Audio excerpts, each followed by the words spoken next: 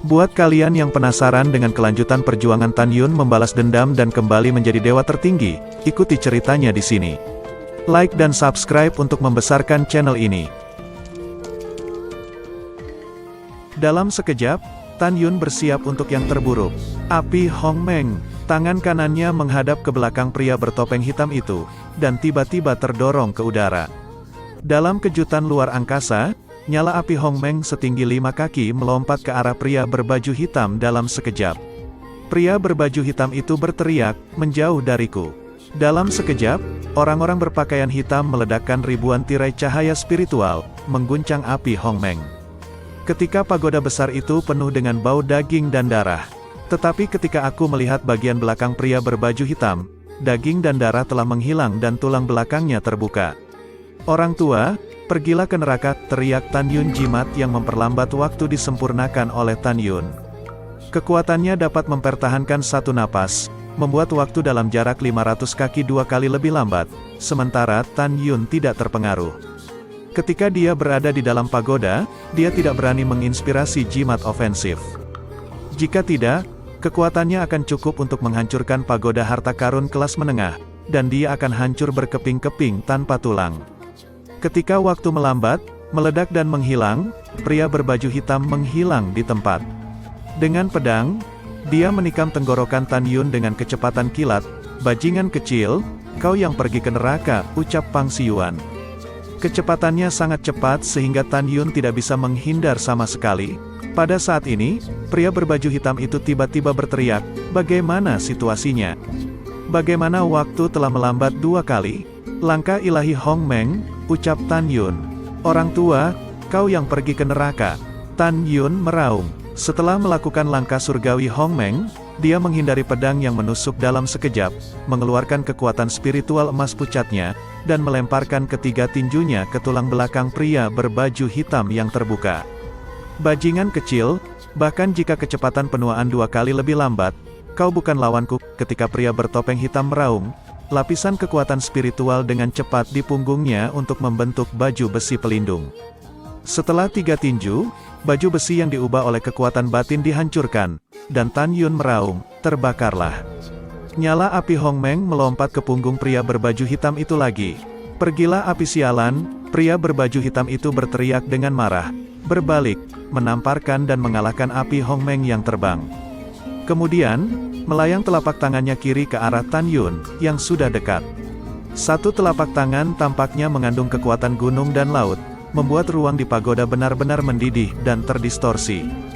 Api es Hongmeng, Tan Yun merapal jurusnya. Tan Yun melangkah mundur dan tiba-tiba mendorong telapak tangan kirinya. Segera, pria berbaju hitam itu diselimuti oleh 3 api es Hongmeng. Dalam sekejap, seluruh ruang pagoda besar mengembun menjadi lapisan es tebal. Pria berbaju hitam itu membeku di dalam es. Hanya kepalanya yang bertopeng yang terlihat di luar es. Pada saat ini, panjang napas telah berlalu, dan waktu melambat dan segera menghilang.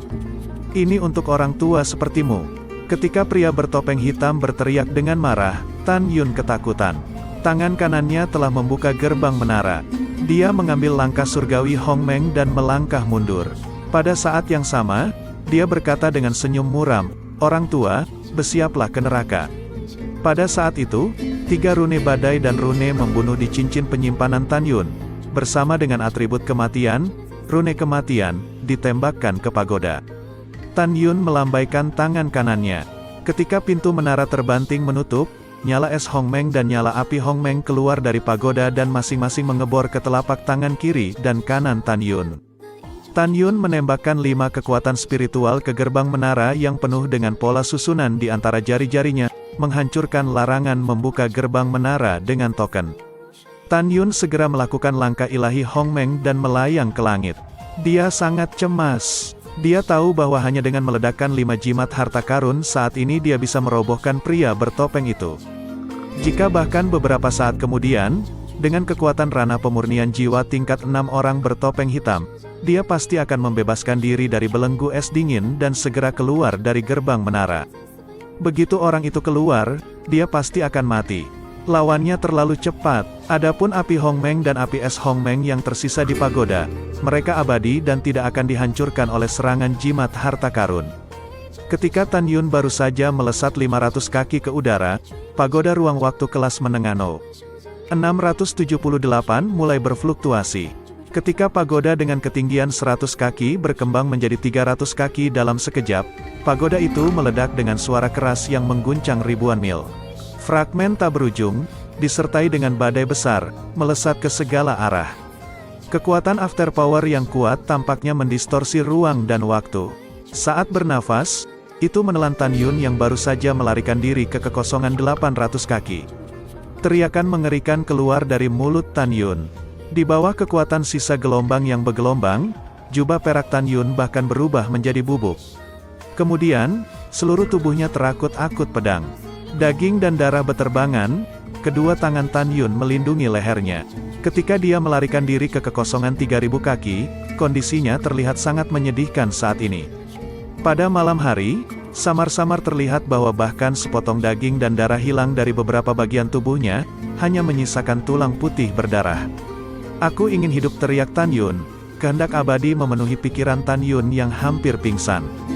Cincin penyimpanan di tulang jarinya menyala hitam, dan perahu roh harta karun hitam yang lebih rendah keluar dari bawah Tan Yun.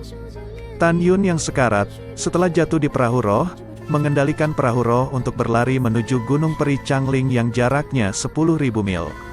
Ah, bajingan kecil, kau tidak bisa kabur, ucap Pang Siyuan. Saat itu, sosok berdarah segera mengeluarkan pedang terbangnya dan mengejar perahu roh sejauh 200 mil. Saat ini, 6 tulang rusuk Pang Siyuan patah, dan darah menyembur keluar dari dadanya yang robek. Rambutnya berserakan, lengan kirinya hilang, dan tangan kanannya yang berdarah kehilangan satu jari. Dada Pang Siyuan penuh dengan kemarahan dan sesak napas. Dia tidak pernah menyangka bahwa dia tidak bisa membunuh Tan Yun ketika dia memasuki pagoda. Dia tidak menyangka bahwa Tan Yun benar-benar memiliki rune pelambat waktu yang langka dan jimat sangkar ruang angkasa pembunuh. Tanpa diduga, Tan Yun mengeluarkan 6 jimat untuk berurusan dengan dirinya. Jika aku tidak melepaskan diri dari es dingin tepat waktu, dan masuk ke perahu roh harta karun kelas menengah dan membalikkan perahu ke tanah, aku mungkin sudah mati. Saat ini, Pang Siyuan menyelamatkan hidupnya dengan kapal harta karun, tetapi kapal itu hancur. Terluka parah, dia hanya bisa mengendalikan pedang terbang dan memburu Tan Yun. Di bawah langit malam yang gelap, kaki gemetar Pang Siyuan menginjak pedang terbang dan melihat ke perahu roh harta karun rendah yang tidak bisa mengejar dengan jarak 20 mil. Dia sangat marah sehingga dia ingin muntah darah. Bajingan kecil sialan, jika aku tidak tua dan terluka parah, kau tidak dapat melarikan diri bahkan jika kau mengendarai perahu roh, ucap Pang Siyuan. Terlepas dari trauma fisiknya, Pang Siyuan dengan marah mendesak kekuatan spiritualnya, dan tiba-tiba kecepatan menerbangkan pedang 10% lebih cepat dari sebelumnya, dan terus menambah kecepatan hingga jaraknya dengan Tan Yun semakin dekat. Pada saat yang sama, di arena seni bela diri raksasa, baru saja, suara ledakan pagoda yang hancur. Kekuatannya begitu kuat sehingga tanah yang diaspal dengan basal ungu yang keras dan sekarang terdapat retakan besar yang mengejutkan dalam jarak 15 mil di arena seni bela diri. Kekuatan sisa yang kuat menyebabkan beberapa puncak di sekitar arena seni bela diri runtuh, dipenuhi debu dan naik ke langit. Potongan-potongan besar batu pecah jatuh seperti meteorit dan berguling-guling di tepi arena seni bela diri. 999 pagoda waktu dan ruang lainnya runtuh satu demi satu. Aula otorisasi telah lama hancur berkeping-keping di bawah ledakan barusan. Arena seni bela diri yang besar hancur berantakan. Hanya pagoda waktu dan ruang terbaik yang masih berdiri di tengah lapangan seni senior. Pada saat ini, 999 murid dari pagoda yang tergeletak di tanah, berkedip karena terkejut. Para murid melihat sekeliling pada pemandangan kehancuran di depan mereka, satu persatu tumpul seperti ayam kayu. Setelah keheningan singkat, teriakan panik merobek malam, apa yang terjadi? Ucap orang-orang terkejut dengan ledakan barusan. Bagaimana arena seni bela diri raksasa kita menjadi seperti ini? Ya, apakah ada orang kuat yang datang dari divisi lain? Terlalu mengerikan. Siapa yang melakukannya? Lihat, pagoda waktu dan ruang No. 678 benar-benar hancur. Ada yang tahu siapa yang berlatih di dalam? Aku ingat, kakak senior Tan Yun yang berlatih di dalamnya. Pagoda telah dihancurkan. Sepertinya kakak senior Tan sudah mati. Tidak, aku ingin melaporkan ini pada kedua tetua kita. Tiba-tiba, semua murid ketakutan dan menginjak pedang terbang untuk melapor kepada tetua mereka masing-masing. Pada waktu bersamaan, bajingan kecil, kau tidak bisa melarikan diri, ucap Pang Siyuan melihat perahu roh yang terbang 15 mil jauhnya dan tersenyum muram. Di perahu roh, Tan Yun yang menyedihkan menutup telinga, dan satu-satunya keyakinannya adalah lari untuk hidupnya. Dengan berlalunya waktu, 2 menit kemudian, ketika perahu roh hanya berjarak 300 mil dari Gunung Changling, Pang Siyuan mengendalikan pedang terbang dan muncul di udara 5 mil di belakang perahu roh. Sudah dekat, gumam Tan Yun.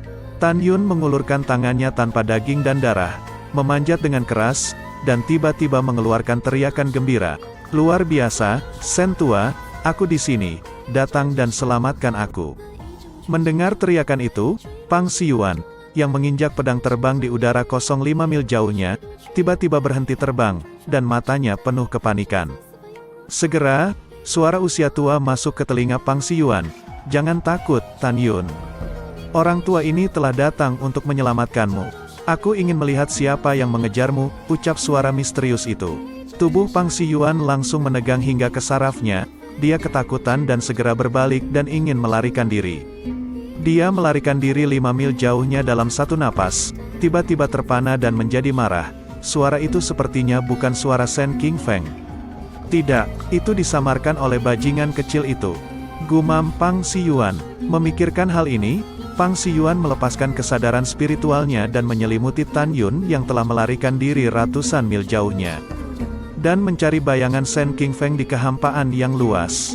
Tan Yun ini sangat licik, teriak Pang Siyuan marah. Tapi dia tahu dia tidak bisa mengejar Tan Yun. Dan malam ini, arena seni bela diri yang besar telah membuat keributan besar. Setelah itu, kepala divisi pasti akan mengundang semua penatua termasuk dirinya untuk datang ke aula Bingking dan mendengar instruksi dan penyelidikan. Pada titik ini, Pang Siyuan mengerutkan kening. Tidak, saya harus menemukan alasan, jika tidak, Sen Subing akan meragukan saya ketika dia melihat saya terluka. Pang Siyuan menjadi semakin ketakutan. Dia dengan cepat berbalik dan terbang ke Gunung Pangdao 40.000 mil jauhnya. Sesaat kemudian, Tan Yun, yang sedang sekarat, pusing ketika dia muncul di atas Gunung Changling. Dia tidak bisa lagi mengendalikan perahu roh.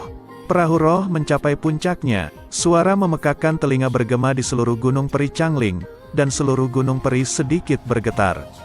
Apa yang terjadi? Daniel bergegas keluar rumah.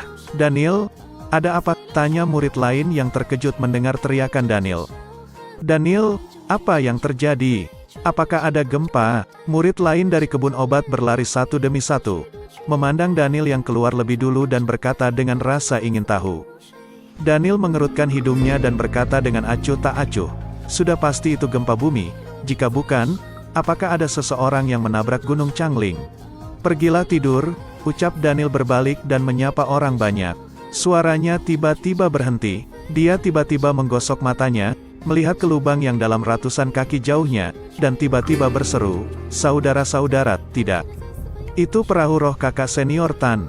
Kakak Tan mengalami kecelakaan, teriak Daniel sangat khawatir sehingga dia langsung bergegas ke perahu roh seperti binatang buas. Ketika dia bertemu dengan pohon yang terhalang, tubuhnya yang kuat langsung menabrak pohon. Ketika dia berlari ke perahu roh, dia melihat ke arah Tan Yun, yang hampir berubah menjadi kerangka berdarah, melihat kembali ke orang-orang yang berlari, menangis dan berteriak, pergi, cari dia Sen. Kakak senior Tan tidak sadarkan diri. Ayo pergi sekarang, ucap mereka bertiga menginjak pedang terbang dan buru-buru terbang ke gunung belakang. Kakak Tan, jangan mati, bangun, saya Daniel. Kakak Tan, bangun, siapa yang menyakitimu seperti ini?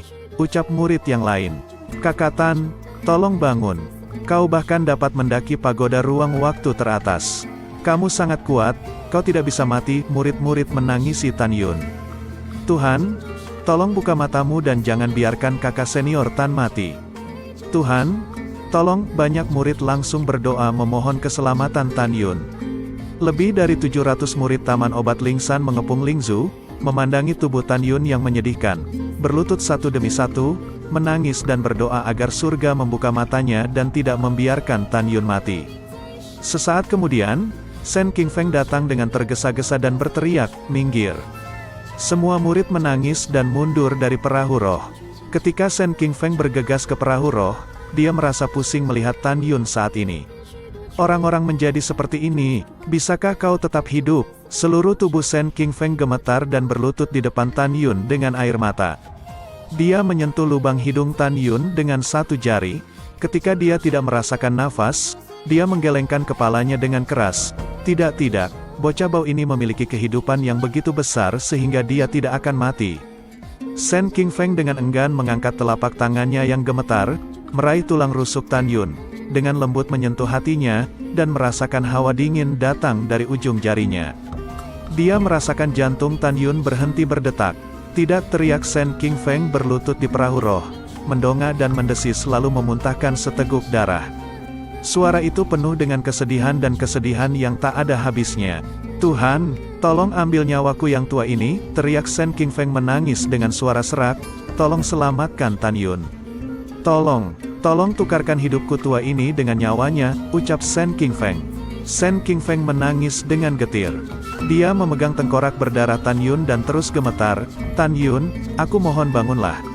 Kehidupanmu begitu keras, awalnya aku berpikir kau adalah jiwa janin yang sia-sia dan para kepala divisi gerbang dalam menganggapmu sebagai sampah, tapi sekarang kau sangat terkenal. Bagaimana kau bisa mati? Bangun, ucap Shen Qingfeng. Shen Qingfeng terus menggelengkan kepala Tan Yun, memanggil lagi dan lagi, mengharapkan Tan Yun untuk bangun. Tapi tubuh Tan Yun berangsur-angsur dingin di tangannya. Dinginnya mengerikan, yang membuat sakit hati Shen Qingfeng. Shen Qingfeng menangis. Hal yang sama berlaku untuk lebih dari 700 murid Taman Obat Lingsan di belakangnya.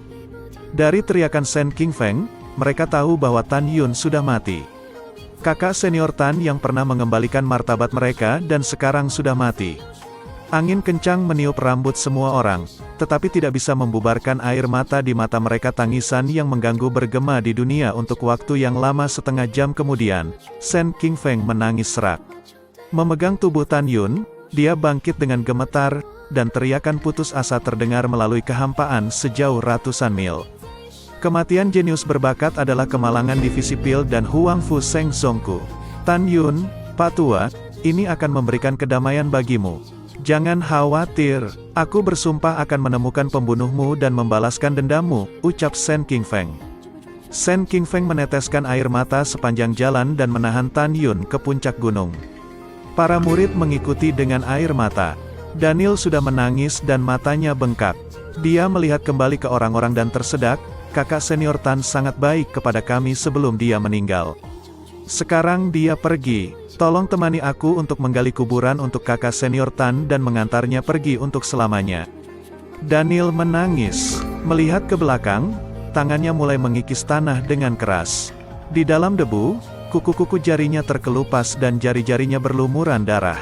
Kakak senior Tan, kami datang untuk mengantarmu pergi. Kakak senior Tan, semoga perjalananmu menyenangkan.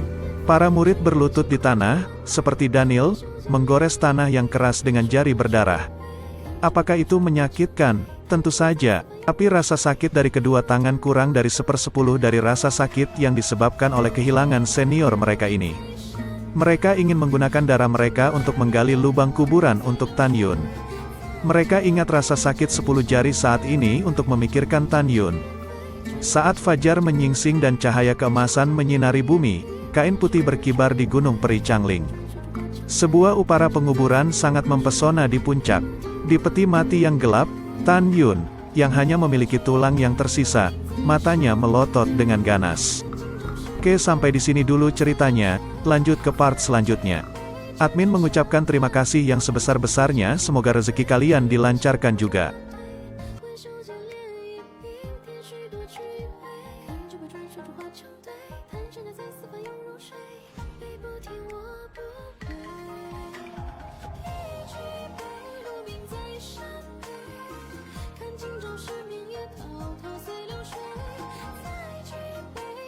上。